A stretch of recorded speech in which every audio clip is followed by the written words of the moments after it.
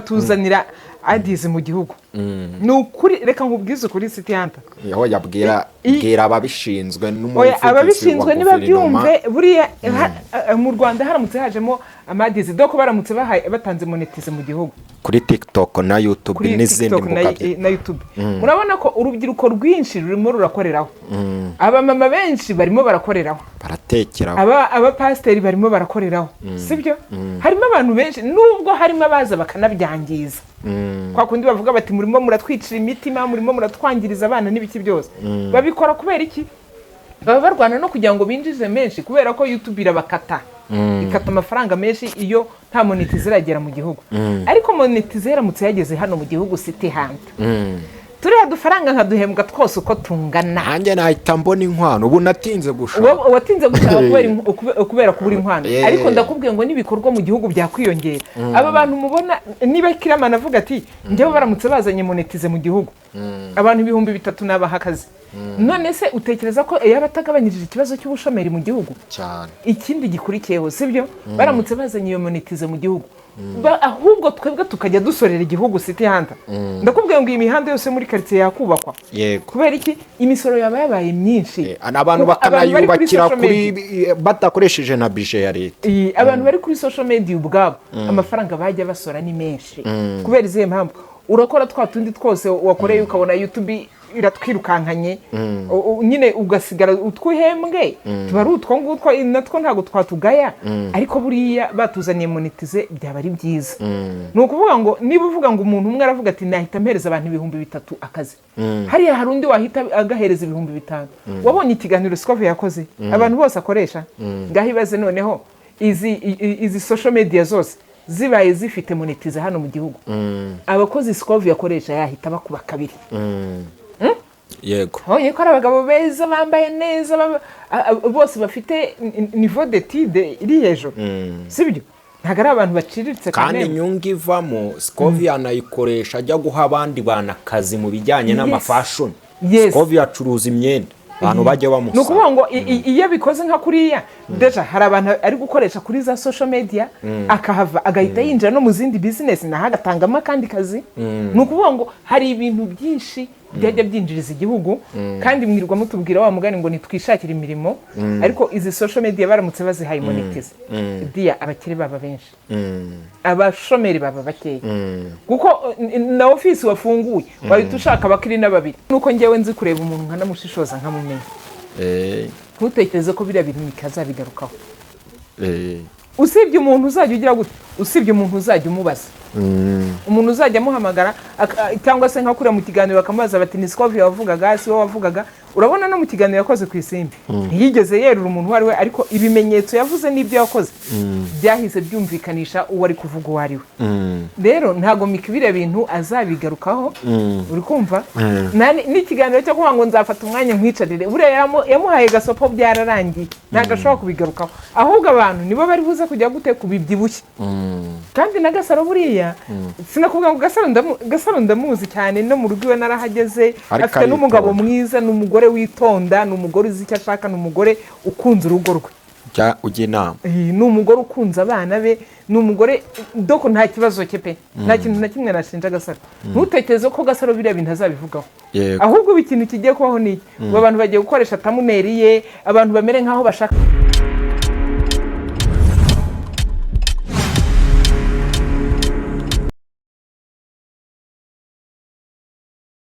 Ni karibu sana kuri Mama Mignone Official The Blessed TV karindwi ngewe nitwa City Hunter amafufu n'amafaranga bigufubika aho yerereye hose mu mane nyezisi kandi nanone nimba warakoze subscribe uhabwe umugisha sininge nyine mu kiganiro ndi kumwe na Mama Mignone Official marene w'abamarene Mama President nanze kuzajya mvuga amazina menshi ayatatarahagishe amen Mama President umeze neza ndaho ndashima Imana Misi myinshi ariko turakomeye turabona umwaka twarawutangiye none turimo turawujyana uzi yuko buri ukwezi kwa mbere yo kuvuyeho umwaka ubutangiye kurangira yego mu minsi iri imbere turaba turi muri kimwe cya kabiri cyaho ndagira ngo abantu wiyumvamo ubasuhuza ariko uhere cyane ku barundi n'abarundikazi. We nino minsi ndi mu rukundo nabo. Uri mu rukundo n'abarundi? Imana iguha umugisha. Abarundi ndi kubemera cyane. Urumva abarundi hari ukuntu bagira ishyaka ryinshi. Sorry. Abarundi bagira ishyaka ryinshi. Abarundi bagira ukuntu bazi gukunda. Sibyo? Nta n'ikintu tubashinja. N'abana beza n'abaturanyi beza. Kandi hari ikintu nabone.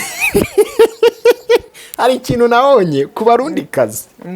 Abarundikazi buriya bafite imico itandukanye n'iy'abanyarwandakazi. Bamwe na bamwe. Ariko baratandukanye, ni nayo mpamvu wa mwami ngo yari umusingo, yari umutware wo mu basinga. Ngo bamwohereza i Burundi kujya kuhatata imico, ngo icyo gihe Burundi bwari buhuje umubano n'u Rwanda. Hanyuma ngo agaruka amaze y'igihe kirekire. Umwami aramubwira ati se ko twakohereje i Burundi ngo wadutatire umuco, wabwira abanyarwanda ukabafasha twese tugatera imbere. Ngo agezeyo ngo asanga hari ibintu Burundi bakora n'ibyo abanyarwanda bakora bitandukanye. Atanga raporo mu ijambo rivuga ngo nyamara agahugu umuco, agahugu umuco wako n'akandi umuco wako. Kandi umuco buriya n'umutware wo mu basinga, uri abasinga ndabashuje cyane. Niwe wabizanye ibyo ngibyo ngo agahugu umuco n'akandi umuco wako. Yari yaragiye gutata nyine, yari intumwa y'umwami, azana uwo mugani ngo agahugu umuco n'akandi umuco. Yego, ariko bafite umuco. Nari nyikugaruka. Ngaho mbwira umuco wako.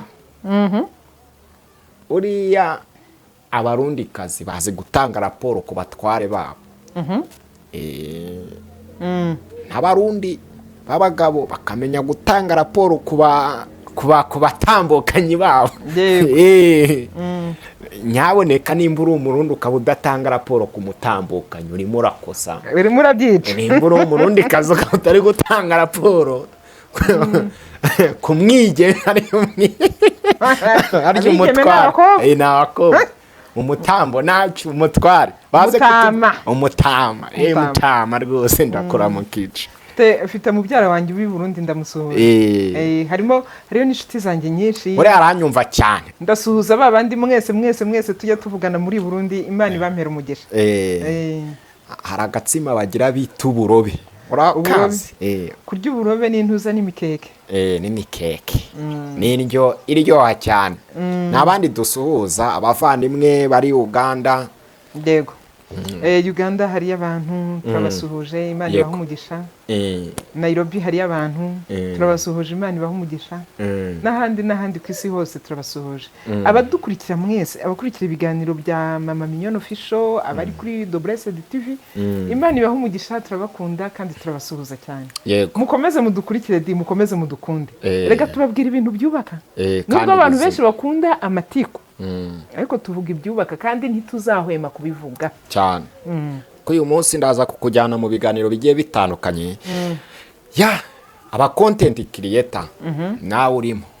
Uriya nkawe uri umwinfluencer nyine mu bijyanye no kuganiriza imiryango. Yego. Barimo barataka aho ati ibi bintu bitwinjiriza. Aho ati ninzi Kigali.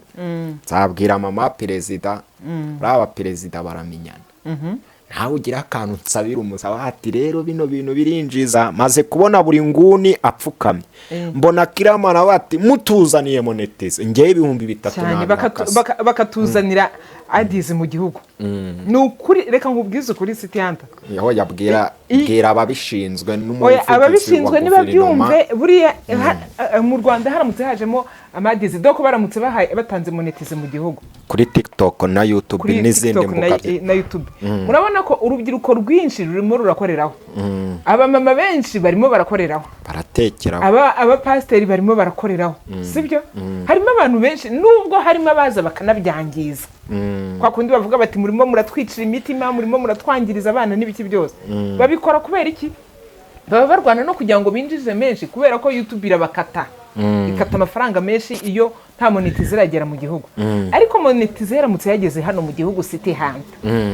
turiya dufaranga nkaduhembwa twose uko tungana. nanjye nahita mbona inkwano ubu natinze gushaka watinze gushaka kubera kubura inkwano ariko ndakubwiye ngo n'ibikorwa mu gihugu byakwiyongera. Aba bantu mubona niba Kiramana avuga ati njyewe baramutse bazanye monetize mu gihugu abantu 3,000 nabaha akazi, none se utekereza ko yaba atagabanyirije ikibazo cy'ubushomeri mu gihugu cyane? Ikindi gikurikiyeho sibyo, baramutse bazanye iyo monetize mu gihugu ahubwo twebwe tukajya dusorera igihugu City Hunter.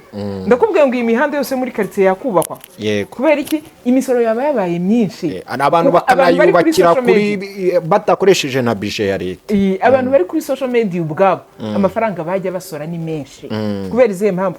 Urakora twa tundi twose wakoreye ukabona YouTube iratwirukankanye nyine ugasigara utwuhembwe bari utwo ngutwo natwo ntago twatugaya, ariko buriya batuzaniye monetize byaba ari byiza. Nukuvuga ngo niba uvuga ngo umuntu umwe aravuga ati nahita mpereza abantu 3,000 akazi, hariya hari undi wahita agahereza 5,000. Wabonye ikiganiro Scove yakoze abantu bose akoresha ngahibaze noneho izi social media zose zibaye zifite monetize hano mu gihugu, abakozi Scove yakoresha yahita bakuba kabiri. Yego hoye ko abagabo beza bambaye neza bose bafite niveau d'étude iri hejuru sibyo, ntago ari abantu baciriritse kandi inyungu ivamo Scove yanayikoresha ajya guha abandi bana akazi mu bijyanye n'amafashion. Scove yacuruza imyenda abantu bajya bamusaba. Nukuvuga ngo iyo bikoze nka kuriya deja hari abantu ari gukoresha kuri za social media akahava agahita yinjira no mu zindi business naho agatangamo akandi kazi. Nukuvuga ngo hari ibintu byinshi byajya byinjiriza igihugu kandi mwirwa mutubwira wa mugani ngo nitwishakira imirimo, ariko izi social media baramutse bazihaye monetize dia abakire baba benshi, abashomeri baba bakeye kuko na office wafunguye wahita ushaka abakiri n'ababiri babandi batize nubahaye akazi cyangwa abana bagize ikibazo cyo kubyarira iwabo, abantu abakobwa bagize ukavuga ati gwino ujye ubona amata y'umwana, wahita ubaha akazi bakaza bamwe bakaba bakirina.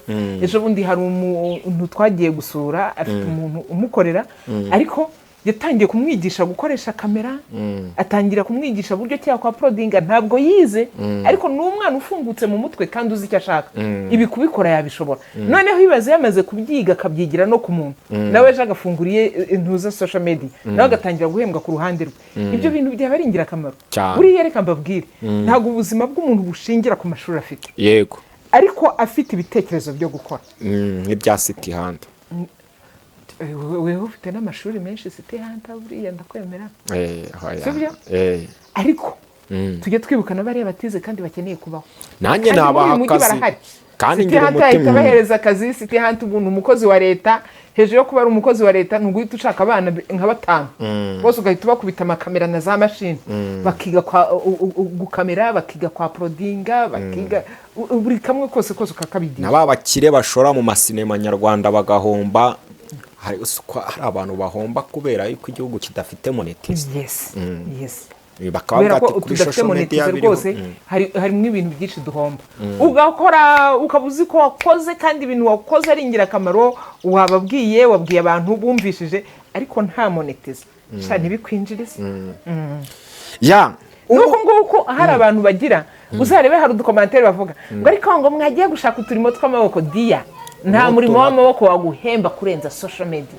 Iki cyoreka nkibabwire batangariza noneho haramutse habonetse monetize mu gihugu aho nta nubwo wazongera gukoresha iryo jambo, ahubwo benshi mwashora uturimo tw'amaboko turenze gukoresha ubwonko ugashaka content itari buguteranye n'abantu iri byibura iri gunguru igihugu ikungura umuryango. Ko ari byo bikomeye kurenza uko wavuga ngo uturimo tw'amaboko. Neza social media ihemba kurenza utwo turimo tw'amaboko muvuga ngo mwashotse imirimo mukajya guhinga ninde se ugihinga? Barahinga se basarure heri bingana ikigiye guhinga abantu barahinga simba pobe ariko babandi babigize umwuga barahinga bakanunguka 100%. Ariko uraba ufite agatarasi kamwe uvuga ngo ugiye guhinga uzakuramo nta nubwo wakuramo ibiryo rya ukwezi, ntago bishoboka. Ariko uwabigize umwuga wowe namubwira ngo kudoshapa nibo batugaburira, nibo batuzanira ibirayi, nibo batuzanira ibigori, nibo batuma tubona gahunga doko ibyo byo sava. Ariko umuntu ufite akatarasi kamwe ntago wamubwira ngo ujya mu murimo guhinga gute se, ntago byamwinjiriza. Ariko yagiye kuri social media agakora hari monetize kabisa yagaburira benshi. Ubu butumwa bugenewe abadepite, bugenewe umuvugizi wa guverinoma mushya Uwera Jean Maurice. Byaranshimishije uriya mugabo, ariko nakure habaho Imana itakura umuntu. Eriko ibintu byose Imana ibishoboye sitihanda. Binyujije. Icyo nzahora nyikubwira. Ni ukuri uyu muntu uri gusuzugura uyu munsi. Ikireka nyivuge ku mugaragaro buri muntu wese anacyumve. Umuntu uri gusuzugura uyu munsi wasanga ejo ari uzagutabara, ari uzaba boss. Umuntu udafite agafaranga uyu munsi wasanga ejo ari uzaba ari miliyarderi. Ntago mwise miliyoneri, reka mwite miliyarderi. Sibyo? Kubera iki? Uyu munsi umuntu uri kumureba gutya, ariko ejo he ntabwo hazi. Sibyo? Nako akundi bavuga ngo barahanura. Barahanura ariko harakimana gukinga. Imana yo niba ifite umugambi w'umuntu kuva kuwa mbere kugeza ku cyumweru, reka mbyite gutya. Yego. Imana niyo ibizi ahantu izakura umuntu naho izamugeza. Uyu munsi wa muntu uri gusuzugura uvuga uti uriya sazimarira iki, uriya azagera kuki. Uyu muntu wasanga ejo mu gitondo ari uri kubwira uti ese ko abana bandembanye wamfashije ukabangereza ku bitaro. Kubera izihe mpamvu Imana igihindura ibihe. Ni Imana ihindura ibihe. Ni Imana igihindura amateka. Hari benshi bari hasi cyane, ubu ngubu twamaze kubona ko bageze no kugasongera. Rero navuga ngo mu buzima bwawe wowe n'ubundi navuga ngo twebwe tukiri hasi, reka mvuge twebwe tukiri hasi, Imana ijya idufasha tubane n'abantu bose amahoro. Sibyo? Yego. Imana idufasha tubane n'abantu bose amahoro. Imana idufasha twitwararike.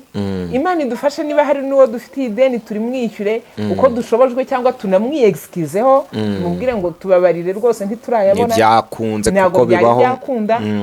Ariko Imana itubabarire. Yego. Idukuraho turi habi. Idukira heza. Ariko nitugera na heza ntituzishongore cyane. Wa muhanzi dukunda kuvugaho ajya ngo bene data ndagira ngo tujye inama y'ubuzima, jya witonda gusuzugura umuntu kuko utazi ejo hazaza he, ubona ko ari umushomeri ejo bundi yagukoresha. Uko ni ukuri. Miliyoni rero niyo mpamvu navuze ngo bigenewe abatuvugira abadepite. Yego. Kandi biri mu mvugo nziza, wagira ngo umuntu agenda avuye ngo umushomeri udafite akazi, yewe utanaheruka 5, hari igihe ugeramo ukifuza inoti ya 5 kuyitoragura, kandi warize ufite amashuri ndabizi. Uko ni ukuri, hari igihe wifuza uguha 5 ukamubura, agatanga igitekerezo avuga ngo uwo muntu ukeneye akazi ngo bamuce 5 atari bukabone akazi kari bukorwe nk'umwanya umwe. Hari igihe bashyira bakeneye bamuce 5 se, ngo bamuce 5 gushaka akazi kazamuhemba. Umudepite wabivugiye mu nteko, abadepite baratanga igitekerezo, ibyo bintu biranasohoka. Haboneke n'undi uvuga ngo urubyiruko hanze ruri gutakamba ngo hari ibintu bya monetize. Babigemo babikemure batuvuganire, sibyo? Babivuge bajya ngo umuntu avuge ngo 5 ku mwanya umwe. Ngewe nakoze ibizamini ndabizi, ku mwanya umwe ukeneweho nk'abantu 3, hakaza uturere twose mukahurira muri nk'abantu 10,000 bagakora amasita ngaho. Buri muntu wese ngo atange 5 atizeye ko ari bukabone. Ahubwo ni bagire gute, bazane monetize uri guhinga yereka abantu uburyo bakora amabimba, bimwinjirize anafumbire y'amazi akoresha irigasiyo yo banamuhembe na twa tuviyuzi twabonetse n'ibijumba yahinze bizere, nibwo inzara izagira gute zashira mu gihugu. Nago umuntu azongera kurya umutanga. Abayobozi b'uturere bamwe na bamwe babirukane kubera ko nibabimenye byose cyangwa nibabyitayeho, nago bazongera guhangayika. Ari abantu b'imploying abandi, b'imploying abandi bakabaha akazi bakagira gute, ndabizi nago wakongera guhangayika. Aho cyangwa umuntu avuge kuriya bigire gute, nuko n'urubyiruko rumwe na rumwe bamwe na bamwe batazi gutanga message neza ngo bavuge. Abandi bamwe na bamwe nibatuvuganire bo bakirebera iby'inyungu zabo. Umwana we yizaha yagize gute, ibyo ngibyo batuvuganire. Monetize ize na mushuti wanjye rwose ngiye nikundiraga umuvandimwe wa Jay Paul nyakwigendera icyo icyifuzo twakiguhaye ndi kumwe na mama perezida turakimuhaye uwera Maurice turakimuhaye oya tuvuganire n'ukuri moneti ziboneke mu gihugu yego ibintu bizabasaba mama perezida rero tukiri ku mbuga nkoranyambaga hari ikiganiro twakoze urakibuka tuvuga ngo iki cyo kuri agana Miki ajya gukora ubukwe bwa mbere urabizi uburyo nawe yivugiramo nyine nta mikino yaratangaje aho ati hari umuntu dufitanye ikibazo ati uwo nguwo ukora inkuru zo muri Kongo ati nazaza abantu bavuga ngo ni Sikovia imbuga nkoranyambaga ati nambara hagati ya Sikovia na Miki abandi baza kuvumbura harimo witwa Eminyawe n'abandi bagiye batandukanye ati si yavugaga Sikovia yavugaga mushuti wanjye nabonyeho rimwe mbona ni umuntu witonda kuko yankurikizaga amaso agashaka no kumenya menya igihe mwamenya mwari muri kumwe kurara rume nabibona nkanjye nzi kujera situation uyu muntu ushaka kumenya yitwa Gasaro ni umwana mwiza naranakoranye kawati ni ibiki oya Gasaro ni umwana mwiza afite n'umugabo w'umwana mwiza cyane yego ni urugo rwiza ushima Imana n'abantu banezerewe bibaye ari by'ibyo bavuga kuko barakeka nyir'ubwite ntiyahishuye uwo ari we gusa bazana ibimenyetso oya reka nkwereke igituma nkubwira ko Miki yaramuhishuye mu kumuhishura mu kiganiro yakoreye ku Isimbi yaravuze ati uwo muntu ati we navuze ntabwo atuye Norvège Gasaro ni utuye Norvège baraturanye kandi bari inshuti mu kiganiro yaravuze ati rwose mumbabarire uriya mubyeyi sinamwubahuka aho nabona aho muhera ntago muzi n'umugabo we simuzi rero ibyo byari ibintu navuga ngo mu kubivuga gutyo nta kidasanzwe buriya Miki nyine ari direct hari abantu kuba direct donc kudaca ku ruhande niba hari akabazo yari yagiranye na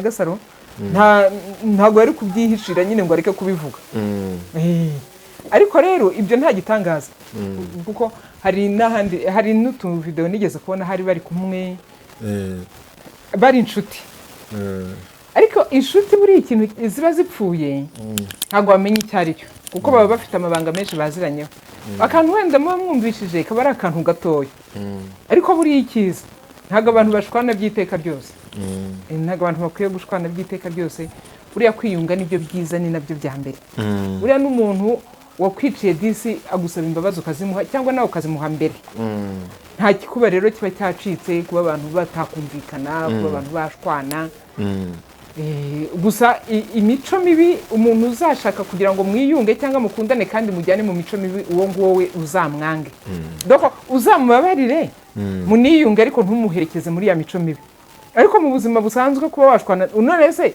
usibye umuntu mukorana usibye umuntu mwahuye muri bazima umuvandimwe muvuka nawe ntimushwana gahite mu gitondo mukongera mukiyunga mama wakubyaye nawe hari ibintu mutakumvikana na papa wakubyaye hari ibintu mutakumvikana umugore washatse hari ibyo mutakumvikanaho umwana wabyaye hari ibintu mutakumvikanaho ariko ntibisobanura yuko muba mucanye umubano complete rero abantu kwiyunga ni bisanzwe nta gitangaza kirimo nta bikuba biba byacitse ntihagire ubigira intambara ahubwo ntihagire umuntu ubizana ngo kugira ngo nyine abantu abashyushye umutwe bongere bangane kuko natangiye kubona abantu batangiye kubishyira kuri tamuneri nabonye abantu batangiye kongera kugira gute nta kidasanzwe reka nkubwire uko mbyumva kuri kiriya kintu kandi nkubwira nuko njyewe nzi kureba umuntu nkanamushishoza nkamumenya ntutekereze ko biriya bintu bikazabigarukaho usibye umuntu uzajya ugira gute usibye umuntu uzajya umubaza umuntu uzajya amuhamagara cyangwa se nka kuriya mu kiganiro bakamubaza bati ni Sikovia wavugaga si wowe wavugaga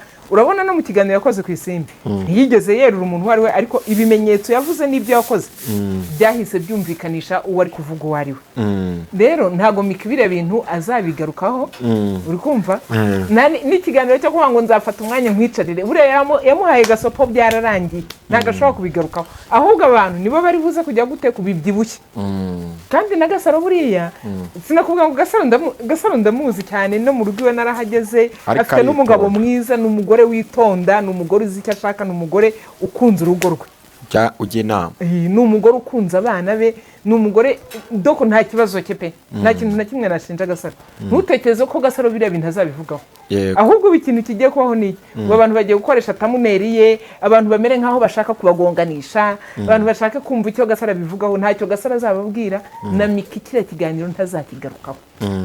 Ahubwo mwebwe mwabonye content, ubwo mugiye kubivuga icyumweru gishira, ariko ni ukuri nta kidasanzwe. Yes, mama perezida, reka nkushimire kandi nanone ku kiganiro cyiza tugiranye kivugira aba content creator bose bo mu Rwanda, kandi nanone kinahuza societe cyangwa umuryango, abantu bamenyanye hagati ya Miki ndetse n'uwitwa Gasaro, ni Sandrine wo ku Gasaro.